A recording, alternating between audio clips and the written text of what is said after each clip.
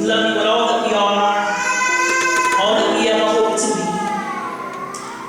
And God, this morning as we come on the brink of this new year, Lord Jesus, as we come, oh God, walking into a new season, we do pray a special prayer, Lord Jesus, for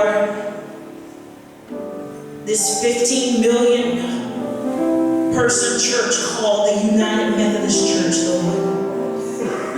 We pray, oh God, for those of us in this land and in Africa and Asia and all over the globe, oh God. Pray, God, that even though we may disagree on various issues, that we would take the time to know that at the end of the day, the thing that brings us all together, the common denominator is this man named Jesus. Lord Jesus, we pray that you touch our hearts and you touch our minds and that you would touch our souls and that you would remind us that even in your word that you say, whosoever, let them come. For your table is expansive and it is broad enough for everybody, even if we don't all agree, Lord Jesus. And so God, we pray, Lord, for those who hurt today, those who are greatly upset because of this issue of homosexuality on both sides of the table. We pray, God, that you heal grieving hearts and minds and souls.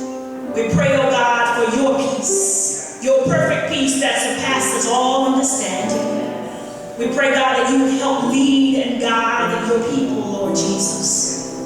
We pray, oh God, that we would remember that our first call is to do no harm to each other, but to love each other, oh God, to live into the beauty of holiness, oh God.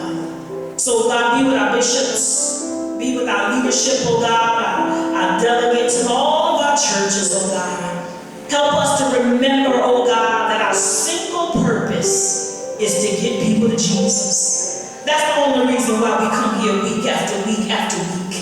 And Lord, if we're not doing that, then shut it down, Jesus. Just shut it down. Because that's why we're here. And so we pray, oh God, for the church, asking you to lead it, guide it, help us, oh God. And now, God, as we ready ourselves to come to this part of our worship service of hearing your word, we pray, believing, oh God, that your word will go forth this morning and that it shall not return back void, oh God. We trust, Lord, that we will not, and already we are not the same people we were when we entered the door. But instead, oh God, we are in your very presence. And because we're in your presence, we shall never be the same again. We pray still understanding that unless the preacher comes, there can be no preaching in this place.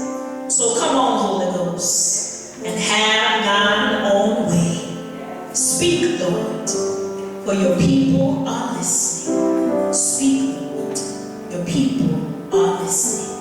We pray this prayer in all of our prayers in the strong, strong name of Jesus. And Lord, we as your sons and your daughters, we say amen, amen, and amen, amen. I say thank you so much to Miss Janetta, as she has emphasized all morning long that today is the Epiphany Sunday, where we celebrate Epiphany, which is actually tomorrow. And so I'm going to read to us this Epiphany text coming from the Gospel of Matthew, the 2nd chapter. We're going to read verses 1 through 12. Matthew, the 2nd chapter, verses 1 through 12. Hear now these words. After Jesus was born in Bethlehem in Judea, during the time of King Herod, Magi from the east came to Jerusalem and asked, "Where is the one who is born King of the Jews? We saw his star when it rose, and we have come to worship him."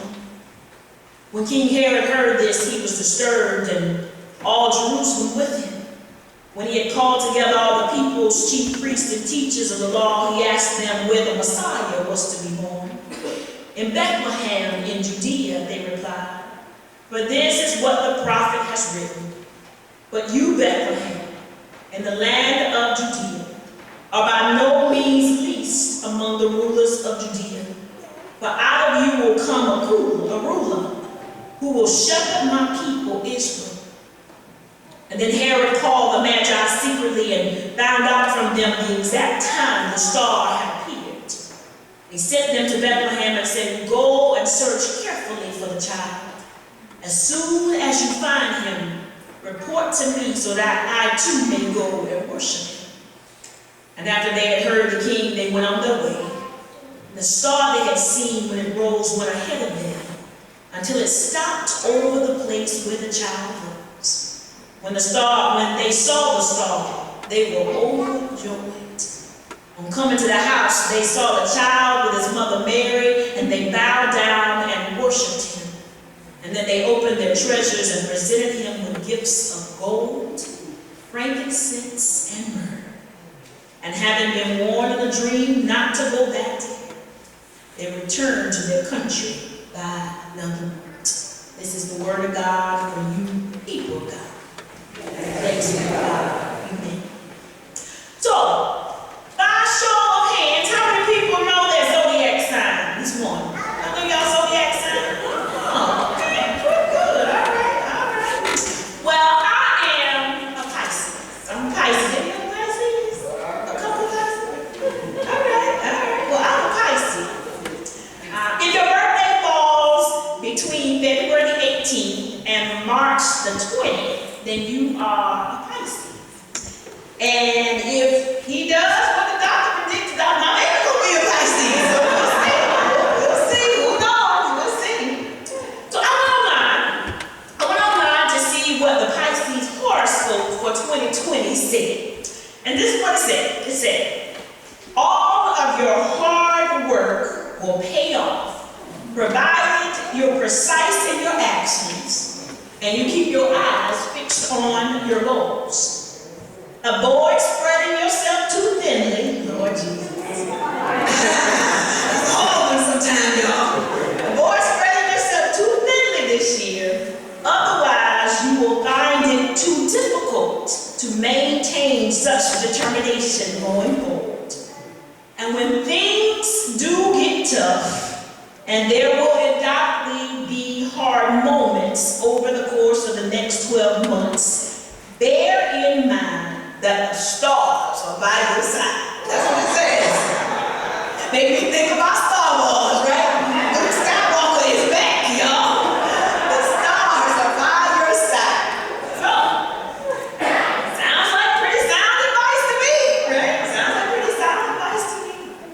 Well, when we turn to this second chapter of the Gospel according to Matthew, we find some men who know all about the stars.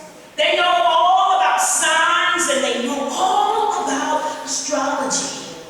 And often we think of such things as anti-Christian. And yet, these men of the Orient, the Magi, are an important part of the story of our Lord's birth. For the Greek word Magi is translated wise men. These are wise men or astrologers. For those that have read and for those who have listened, you know that scholars and storytellers suggest that these men, they leave their home, y'all. They leave their home in Persia and they embark on a long, long journey from Persia to Jerusalem, to Bethlehem. Now remember, there are no planes, there are no trains, there are no buses, there are no cars. They have their feet. They have their feet and their camels as they begin their journey. And they begin a quest to see what is on the other side of a bright and glorious star that is in the west. Now I can only imagine what is going through their minds as they, like Abraham, who centuries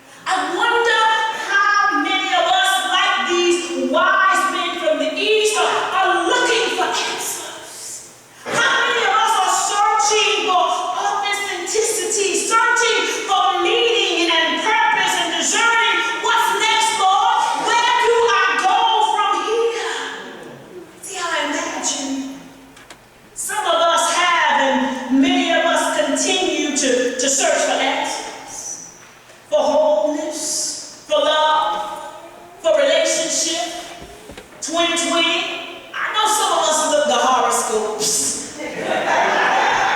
Some of y'all listen to me, but some of us look the horoscopes too. We look the horoscopes. Some of us testing our luck with the Powerball, and if you got it, Felicia tells you we still collecting for that kind of campaign. They didn't tell me, Felicia, they hit it. I don't know.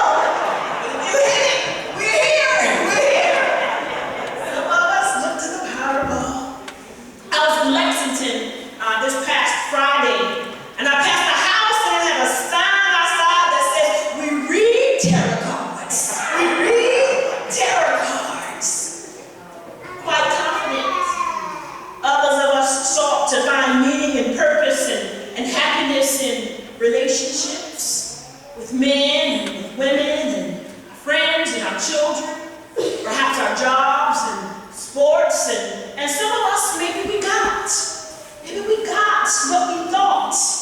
And yet as we continue on this journey, some of us have discovered all of these things can be and often are wonderful, and yet true wholeness and true satisfaction and completeness is not found in any material thing or any person. No matter how much we love them. I love Kareem. I love my baby. And yet I am clear that it's not cream or this baby that will complete me. I know that it is the Holy Ghost that keeps me. I know that it is the Holy Ghost that fills me and that grants me peace and that calms my fears and my anxieties and all the worries that continue to consume even as a new year comes. I know that it is the Holy Ghost that makes me whole this morning. See, the ironic thing is that unlike the Magi, unlike the wise men, most of us, we know the story, or we know at least parts of the story. We know that things got started a long, long time ago when a guy named Abraham left home to go and to follow God, and God promised him, "I will make you the father of many, many nations." We know about Isaac and that he had twin boys, and no, this is not twins, Miss Gladys. She tell me every Sunday, I'm like, I rebuke it in the name of Jesus, okay?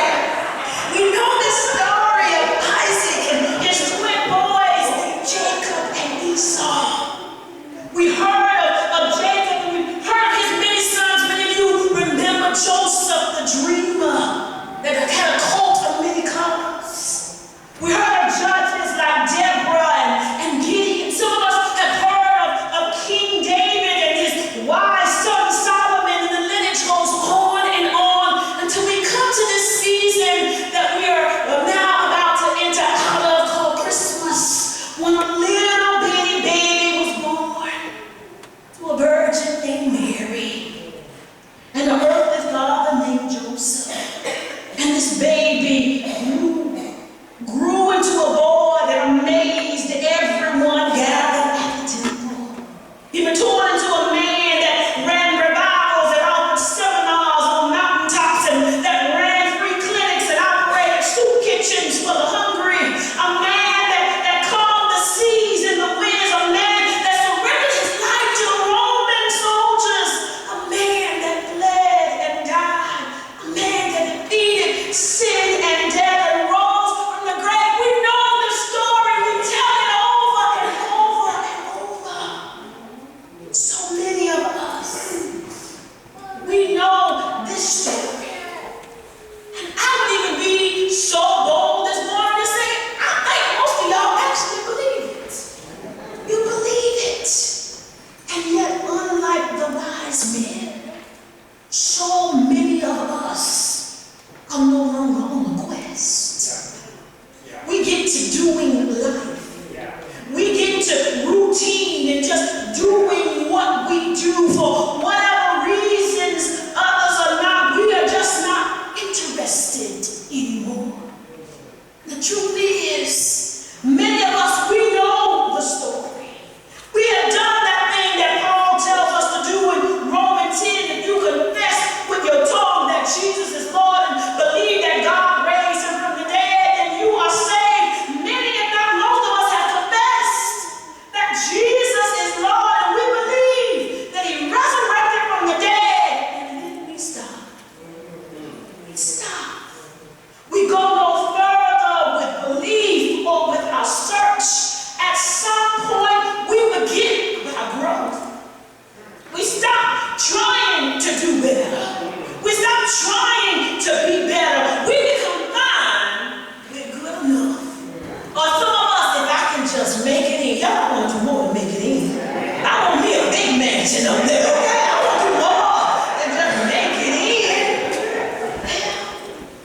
am challenging us to go beyond confession, to go beyond an attitude of just good enough, to go beyond this mindset of just getting by.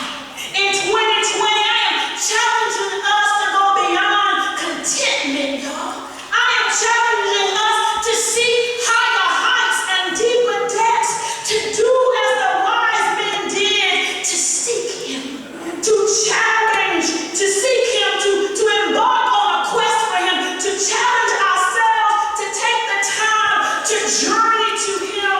For so many of us know about him. But do you know him? Do you know him? Have you experienced him? For it is time to put in a little time and to put in a little effort, y'all. Anything worth having is worth working for.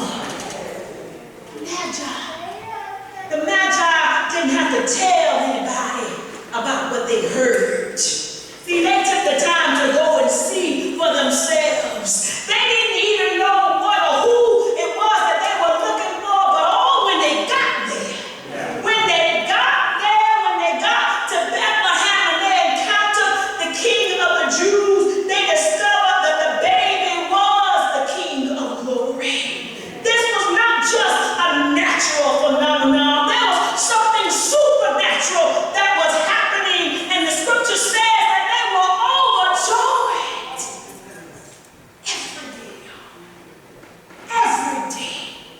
Every day we ought to be like these Gentiles. Every day we ought to be like these pagans or heathens, some people would have called them. Every day we ought to be like these wise men that don't know the story we know, and yet they sought something more than themselves. Every day we ought to seek the one who is the fulfillment of the hopes and the fears of all of the years. In 2020, I challenge us to go beyond superficial Christianity, go beyond surface religion, and I'm talking about being on a quest, seeking him by the grace of God, experiencing the holy. I'm talking about getting your yearning met, getting your need met. I'm talking about getting to know and having a relationship with the God that reaches on the inside of you and literally begins to stir you up on the inside. But Jeremiah says, "My fire has shut in my bones." The God who causes you and causes me to say this morning that I feel good deep down in my soul this morning. Every time I think about Jesus, I feel good. Now I'm talking about going beyond intellectualizing every day, going beyond what you do every day. I urge you to feel and to experience something that perhaps you've never felt before. In 2020, I'm urging each of you to take the time, carve out the time to get on your knees. And if you can't get on your knees, then lay in your bed, wherever your sanctuary is. But I challenge you to do that, to get on your face and not to get up until the Holy Ghost tells you to get up and just cry on the name of the living God, to give yourself fully and freely, to surrender your thoughts and your mind and your will. And it is going beyond joining the church. God, people don't care about joining the church no more. People join today and you won't see them again for a month or 2 or 3 months. I'm talking about a relationship with Jesus this morning. That's what I'm talking about. I'm talking about going higher and higher and higher and higher.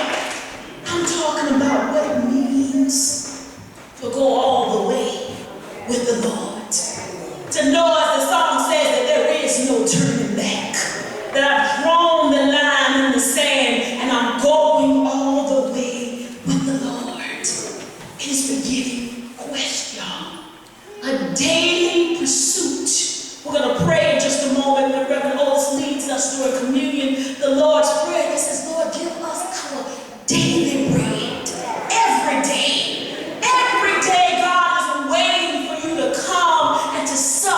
ready to receive. And some of us, we stand up the Lord every day. It's a standing appointment, a standing date. And every day, God is waiting. He says, come, because I want to feed you till you want no more. I want to feed you till you want no more. I pray that we all this year, that we will become students of the Holy Ghost, y'all. That we will become students of the Holy Ghost. I pray that we will make up our minds to seek Him, to pursue Him, to daily feed our spirits. I can't do that for you. Your husband or your wife or your partner or your children, they can't do that for you. You got to do that for yourself. I pray that you will make up your mind to be a student of the Spirit, to get what you need, and then go and share it with somebody else. In the name of the Creator and of the Redeemer and the Sustainer. People of God shall say amen. Amen.